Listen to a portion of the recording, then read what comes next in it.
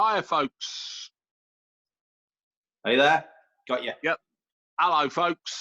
Eagle Spits here on Desert Island Vids over on Punk Famous exclusive, Eclectic Virtual Festival. Hello, mate. How are you? I'm good. How's yourself? Yeah, not bad at all, mate. Not bad at all. So, this is Andrew Tranter I've got with me. So, how you finding isolation, buddy? Yeah, it's not ideal, is it? But we're coping, making the most of it, doing what we can, trying to be creative as much as possible, and well, just doing as we're told. Really, I guess it's all we can do. We'll see what directives come next week when we get. I believe we're getting some new directives next Thursday, so we'll see if that changes anything. I don't think it'll change a great deal, but it might make it a little bit easier to get together with bandmates and progress projects. But we'll have to wait and see. We'll have to wait and see what our government tells us. So tell us a little bit about Headsticks, man. When did you start and that kind of stuff? Okay, so Headsticks started.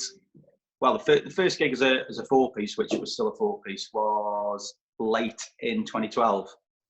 I think it might have been September, October 2012. We're a four-piece based in Stoke-on-Trent, although the bass player, unfortunately, is from Crewe, but we let him away with that. And we set out.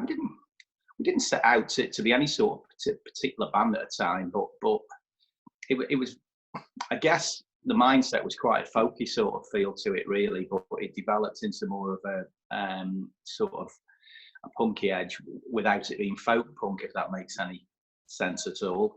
It's something a little bit different. So from that date, we've sort of built a decent little profile, doing plenty of gigs, which, you know, we try and limit what we do. There's only so much we can physically do without divorces coming into play with the other halves. So we're out I think we probably did about 60 gigs last year, but we literally, you know, we do turn away more than we actually do, really. We're a bit more choosy about what we do now because we want it to be right. We want the audience to be right, and we want the gig to be right for our own audience, if that makes sense. So I think we are a bit of an enigma in terms of we're completely different. No one seems to be able to pigeonhole us, which I quite like, but it does make life difficult sometimes. But yeah, I think things are going pretty decent, and we'll keep it that way. 3 studio albums recorded. We were in the midst of the 4th one, which we demoed. All the songs are demoed. A couple of EPs alongside that, and yeah, plenty going on, really, plenty going on. But obviously, things shudder to a halt just now. Because you was in bands before Headsticks, weren't you? Yeah, but I mean, Nick the bass player, he was in Tower Struck Down, which is quite a well-known Levelers type band, doing stuff at the same time as the Levelers kicked off, really. And they had a massive following. They were playing. I mean, I think they played 5 or 6 in Glastonbury in a row, and they were doing a lot of stuff, travelling all over Europe and doing a good job of what they did. I was in more of a folky sort of an irreverent folk band, if you like, sort of with my Irish roots, a lot of Irish stuff and Irish inspired stuff, but delivered a little bit, yeah, raw and maybe a little bit close to the bone. That band was called Jugger Punch, and that developed into a band called the Clay Faces, which Clay Faces, Jugger Punch lasted about 7 years. We were out literally 3, 4, 5 times a week. You know, that was very professional setup, really, and though I thoroughly enjoyed it at the time, it came to a natural end as we started writing our own songs, really. But at the time, we were doing a lot of Irish standard stuff, giving it some, you know, some loudly, so to speak. But we started writing our own stuff, and what we found is the audience that were coming, that we built, and we got a great audience, they didn't actually want to hear your own stuff. They wanted to hear the Irish Rover at 100 miles an hour, and that's fine, but there's only so many times you can sing the Irish Rover and the Field of Bath and Rye, and there comes a point when you've got to be true to yourself. And when you are writing stuff and it's taking you off in various directions, maybe the whole social comment thing was starting, then it becomes a little bit disingenuous, really, to be going out and doing what we were doing. So we changed the name of the band, basically the same band to the Clay Faces did, purely original material. And that we had a couple of years run with that, and then that came to a natural end, really. And I had a couple of years off before I started writing stuff and working with Doon again, who was in both the Clay Faces and Jug Punch, and me and Doom started working on some songs to try and put together a set, which initially was just to go around open mics and stuff like that and just do a few tunes, and then it grew to a little bit more, and we were getting good receptions and people were liking what we had to do, so we just developed from there, and then Headsticks was formed, and we've gone on from there, and hopefully we've achieved pretty well so far. We've certainly achieved far more than we ever would have ever could have wished for, so that'll do. Okay, cool. So that was a natural break. What's your first choice of song, mate? First choice of song. Now, my songs are possibly a little bit more eclectic than some, and there's no true punk rock songs in the ones I've picked out. So the first one, I'm just thinking, if we're on a desert island and if we've got a video player or a YouTube, a phone so we can watch YouTube, you want something chilled and someone to sing you to sleep at night. So I've picked Kate Rusby, a tune called Our Town. It's an absolutely beautiful tune. It's actually a cover, which I didn't know at the time, but I do now. It was originally performed and written by an American lady called Iris Dement, and it is an absolute stunning tune. And if you're stuck somewhere, you want somebody to sing you to sleep with a nice gentle melody, and this is it for me. So this is Our Town. Excellent stuff. And viewers, they'll be in the links just above the video when it's posted. So quite a political band then, the Headsticks. No, you see, this is the thing. I don't think we are. I don't think we are a political band. Although, I guess there comes a point, a lot of people do think, everything's political to a point, but we never set out to be a political band. We set out to comment on what was happening around us in society.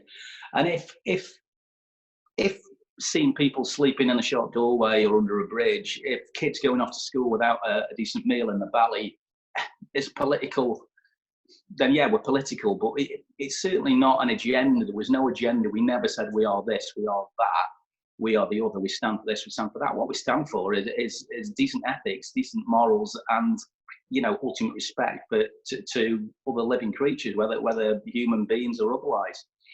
I'm not sure that makes us political, and it does grate on me a little bit when we get labelled that, and I saw it a few times when festivals are looking for bands to play, can make a suggestion for a new band, and I saw it last year happen a few times, and people have put Headsticks, and people have, you get the thumbs up on Facebook, yeah, Headsticks would be good, and then someone, no, too political. No, it's not politics. If you're finding that what we've got to say is an agenda, you're paying no attention to what is going on around you, and you've got no sort of respect for what is happening and how it's been allowed to happen, yet how people are being manipulated, I guess, to an extent. We just say it like it is. I don't think we set out to be any political leaning of any sort at all.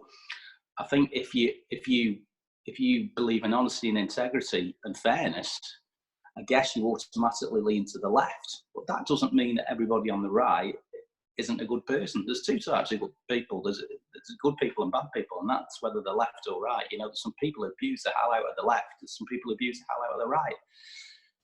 We've got to find some happy medium ground and work together.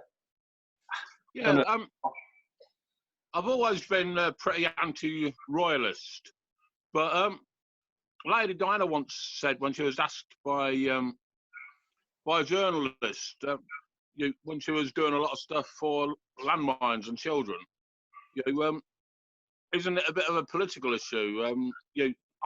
Shouldn't royals stay out of politics? And the response was, I can't see what the fuck. I'm paraphrasing, obviously. I can't see what the fuck a child having its legs blown off. Why that's political to be anti that? Yeah, and I think anybody gives a damn. I agree with that, and on the royalist thing, I'm not going to get drawn into that. I'm certainly not a royalist. I wouldn't wish any harm on them at all. But when Diana came along, I think she had a more humanitarian view to it, and for which she was possibly or allegedly, wiped out for caring and wanting to give a damn. So it is very difficult, and people can politicise anything they want to, really, especially if they're going to make it work against you. I think that's how I see it. I don't think being a decent human being is political, but you know, if you take the two leaders in the last election, if you like, there was one guy who wanted to change the world and make it a better place and be there for everybody, and there was one who won the election. What does that tell you? It's bizarre. It's a bizarre situation, and I just can't put my finger on it. I can't understand why people want to politicise everything, but why they just can't see through the smoke screen really and see what is actually going on. But that, you know, that's for a longer debate. I don't know how long we've got. We could go on all day about that. No, I think one of the issues there is that people tend to read The Sun rather than manifestos. I think you're absolutely right, but I think people have got such a short attention span. That's one of the problems as well, that it's easy to pick up a tabloid and read a story that's maybe a few paragraphs, rather than sit down and actually go through a manifesto that's been put forward. You know, there's various people rejoicing at the moment that the only good coming out of the current situation is it's bringing about a certain amount of socialism. Well, if they read into Jeremy Corbyn's manifesto, that's all it was. You know, all he wanted was to make it better for everyone. But of course, he was sort of lauded as some sort of crazy lunatic by those who were, you know, not to put too fine a point on it, were shitting themselves because he was going to make them pay. He was going to make them stand up, admit what was going on, and make them pay their way, make them chip in to ensure that everybody had got a better way of life. But of course, the little bits get taken out and sort of used to suit an agenda. And we know what the agenda of the tabloids is. We know what the agenda of the Murdochs and the Barclay brothers and the people such as that are. We know what's going on.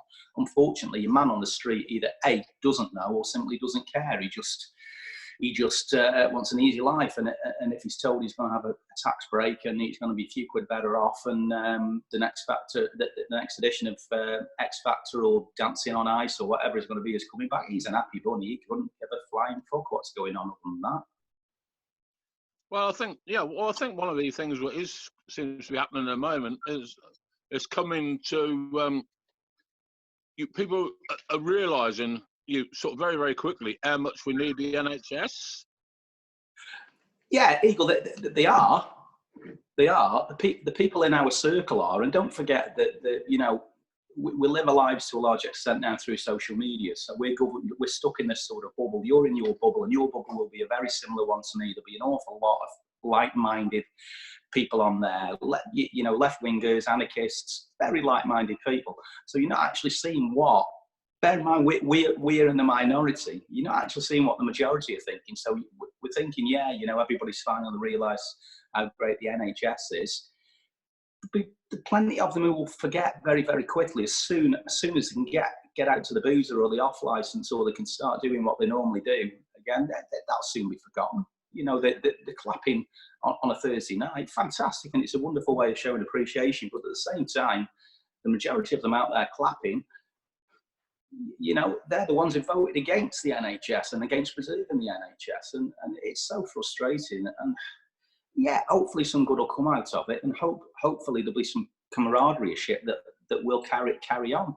But you've got to worry that people's attention spans are very short, and people do put themselves first, and it's me, and all they'll be concerned about is, you know, getting back to work, getting a pay rise, and the next time they think about the NHS is when they need it. They won't be thinking about it every Thursday night, or you know, and posting the memes, I don't know what they're called, on Facebook or Instagram or whatever. They won't give a damn till they need it. I hope I'm wrong. I pray to God that I'm wrong, but I suspect it'll be a return to apathy, but a different sort of apathy. Okay. Well, on that happy note, we bring you to the next song, mate.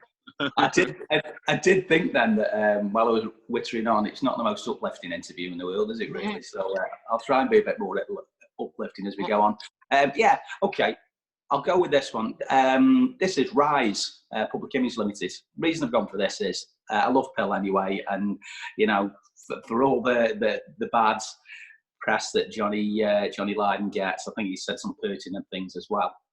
And also, it takes me back to me being sort of 16, 17 and going to a lot of alternative gigs, punk gigs, psychobilly gigs, whatever, anything that was in the area at the time. And this is probably my favourite period of music, this particular time. And the Victoria Hall in Hanley and Stoke-on-Trent used to be an amazing venue where there'd be, top bands performing constantly, day in, day out there, and the amount of bands I've seen there. So this is one of my favourite concerts ever, and as I say, this is called Rise. And what an awesome song it is. Yeah, it's a belting song, big influence as well as Mr. Lydon, and I think probably any alternative musician or anybody on the alternative scene, any frontman who hasn't taken a bit of influence from said Mr. Lydon, I think they're probably fibbing. I think everybody likes the attitude and likes the the disregard, shall we say? I think there's a good attitude there, and I've definitely taken a little bit out of his style, I think. That's very honest of you, sir. Yeah. So, people sometimes put you in as a folk band, sometimes as a punk band. You play different venues. You do DIY gigs as well as biggest festivals. Yeah. Is there a difference in the way you perform or in the experience? I don't think there is, because I think it's pointless trying to be something that you're not. So we just go out and do what we do. And what you'll find is in a set, and even if it's a festival set where sometimes you'll only get 35, 40 minutes, or a support set where you're opening up for New Model Army at Buzzcocks or whatever, you might get 35, 40 minutes. So you want to put your best songs in there to try and impress, hopefully a new audience. So our stuff does, range from acoustic guitar, vocal with the most subtle percussion, right through to jumping up and down in a tizzy and giving it 100 miles an hour. So we'll try and put a mixture of everything in. I guess if we were asked to support somebody who is clearly very much with their feet in the folk camp, then you probably wouldn't chuck in When or anything that's a little bit maybe in your face. You might try and be a little bit more subtle about it, but try not to do that if we can help it. Likewise, listen, we went one period where I think in a month we went from supporting Lindisfarne to supporting DOA, and we did pretty much the same set, and it was equally well received. The DOA guys, they loved it. They actually bought a load of merch at the end of the gig, which was great. They all bought T-shirts and stuff. So they loved what we did. Yeah, we played, as I say, at this festival set where we were the main support for Lindisfarne, which was bizarre, but we did the same set and it was equally well received. So I think as long as you do what you do and you do it well, and you're not, trying to offend people or saying anything that's maybe too close to the knuckle, then I think you can. I think as long as you give 100% and always put the energy into it, I think people see that, and that they'll take from that. They'll take some of that energy and they'll take that away with them and remember you for that as much as your songs. Performance. No, we'll always give 100% wherever we are, and we'll always try and do a similar set. Yeah. Your last album, it seemed a lot less folky and a lot more influences coming in. Would that be a correct way of thinking? No, I think you're right, but I don't think it certainly wasn't something that we did purposely. It's something just happened. I was writing. I do most of the actual writing of the lyrics and the sort of general melodies, and then Doon will take them and refine them. And with those, if it came out as a ska song, it came out as a ska song. If it came out as a folk song, it came out as a folk song. And if it came out at 100 miles an hour, that's what it was. And we didn't try and sort of change it, or we didn't, as some people thought we had, sort of tried to experiment to see what was going to go down well, which type of music that we were doing was going to go down well. But I think if you listen to that album, although there's definitely, out and out punk rock on there. There's out and out folk. There's out and out ska. There's even a bit of classic rock type stuff on there, really. And then there's, the spoken word. It is all a tapestry. It does, it does all interlock with each other, and I think it works. But it certainly wasn't a conscious effort to say, "Oh, let's try and do every sort of style of music there is out there and get it on." So don't worry. The next album isn't going to be a jazz funk album or anything like that. I can assure you, it's going to be different again. I think the next one, which, as I say, we got to a point of demoing all the songs and we're happy with the majority, ready to go for recording, is probably maybe a little bit more rooted in the folk and roots side of things. But that's not to say it's not hard hitting or it's not as incendiary. You know, it certainly is, but it's maybe a little bit more gentle. But that, again, that's not a concerted effort to do that. That's just how the songs have come out. You know, we're not contriving anything. I mean, I think that's always the best way to write. You know, sort of do what you feel. I mean, otherwise you're sort of trying to fit into somebody else's mould, which we don't want to do. And you know, a lot of people sort of describe us as folk punk, and that's fine. We don't mind that. But when I think of folk punk, I do think of a certain type of band, and it's something that, you know, I was into a long time ago, and I still like to listen to from time to time. It's that sort of folk songs, 100 mile an hour, fiddle, wonderful fiddle going, everyone going mad, everything at a 4/4 beat. And that's not what we are. We don't do that. And the amount of people said, "Oh, why don't you get a fiddle player? Why don't you get a fiddle player?" We don't want to be one of those quintessential folk punk bands. We're not that. We're quite happy to be a little bit different, to be delivering something that probably there's very few doing anything similar to it. I think that's a good thing, that you can be a bit of an enigma, and as I say, difficult to pigeonhole. I think that's a positive. And it allows us to have our feet in a few camps as well, you know. It allows us to have our feet in the punk camp, in the folk camp, in the folk punk camp, in the festival camp. So that's good. That's why we've got a nice fan base, I think. But the bizarre thing is, if we are playing a lineup, and the lineup is quite a folky lineup, you'll find that none of the punks will turn up. And if you're doing something that's a very punky lineup, you'll find none of the folk punks or the folkies will turn up. And that always amazes me, because I'd love to bring the lot together. I think that'd be fantastic. We're selling out every week. Oh, definitely. I mean, when I was about 18, I went to Cambridge Folk Festival, because I've always been a punk poet, and John Cooper Clarke was headlining one of the stages, and I had a badge made. Folk music, hippies, and CND really fucking pissed me off. But by the end of the weekend, I was a folk convert, and I think more people would receive a lot more if I'm open to new things and different things. Yeah, and you know, the folkies, at the risk of being lynched by the folkies at this point, are probably the least accepting of the musical police, if you like. The folk police are not an accepting bunch. And when we were doing the Jupper Punch thing, which was the Irishy thing, where we were packing places out, you know, night after night we were packing places out. And we were earning good money at it, doing it. But the folk festivals and the folk clubs, they did not want to know. They did not want to know, because they sort of had, and I don't know if it's the same now, they had this belief that they were the keepers of the tradition, that they wanted to keep it pure and honest, and they didn't want any rawness. They wanted no irreverence. But I always saw it as that, yeah, they were the keepers of the tradition. They were keeping the tradition alive, but only on a life support machine. They weren't allowing it to flourish. They weren't nurturing it. And I think a lot of the folk clubs suffered from that. And as the audience got older and older, the young ones weren't coming through. They weren't going to folk clubs. They weren't going to folk festivals. You know, the big ones aside, Cambridge is always going to sell out because it's Cambridge Folk Festival. But there's plenty that went to the wall because it was the same old band, and it was finger in your ear stuff, and they didn't want, you know, 5 young guys coming along, sort of making a racket, jumping up and down, and making people clap their hands. I can remember at folk festivals shouting out, "Come on, you lazy bastards, clap your hands!" And they didn't like that. They didn't like that at all. But they did.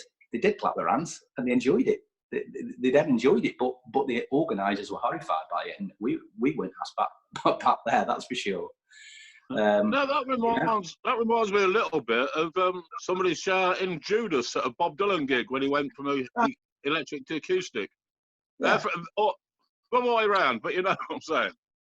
Yeah, similar scenario, but maybe people need to be told what to like. I don't know. You know, we go along in these sort of blinkered vision, and we're only allowed to like this, only allowed to like that, and yet. You know, a perfect example on the folk side is some of the BBC folk programmes. They had to merge because the audiences were so tiny. They're going to be tiny if you're not going to sort of take new people and new styles and new outlooks of that type of music to your bosom. They're just, you know, it's going to be the same 20 people listening every Friday night, hoping to hear the same old, doing the same old. And as I say, I always thought that they were the keepers of the tradition, but it was literally on a life support machine waiting to be turned off, and probably similar now. I'm not sure. I sort of keep away from the very, very sort of traditional end of things. Really, that's not for me. They don't want me there. What's your last tune, buddy? Last tune, buddy, is Who's Going to Win the War? Hawkwind. One of my go-to bands. You know, there's those bands that stick with you that you'll always go back to, and no matter when you've discovered something new, and when you've played the new Idols album to death, or whatever it is you think at the time, you'll go back, and it's one of those comfort bands. So for me, I've probably got 3 or 4 comfort bands. Certainly Hawkwind is one. The Levellers, always a safe bet to put on and know that they'll sort of lift spirits. Sword Doctors, the Pogues, you know, bands like that. But I've picked Hawkwind, Who's Going to Win the War, because I think it's quite pertinent at the moment, even though we're not at war with anything other than a virus, or are we? I don't know. We won't get into that. That's another discussion. That's one for David Icke. So this is Who's Going to Win the War, Hawkwind, taken from Levitation in 1980, I do believe. Right, thanks for being on, Andrew. Not a problem. It's been a pleasure. Tell us where people who possibly listening who not heard Headsticks, where would they go to check out your music? Plenty on YouTube, but the website's headsticks.co.uk. There's plenty of stuff on there. There's 3 studio albums. There's a live album. There's 2 EPs to have a crack at. Check it out and see what you think. I'd love to hear what you think, and I'd love to see some new people at some gigs whenever we can get out there and do what we do again. Fingers crossed it won't be that long, although I do fear. But we'll see what happens. Right, thanks a lot, man. You take care and stay safe, buddy. You take care. Love to you all. Look after yourselves and keep doing what you're doing, sir. Cheers, more man. eagles. We need more eagles in this world. No, we don't.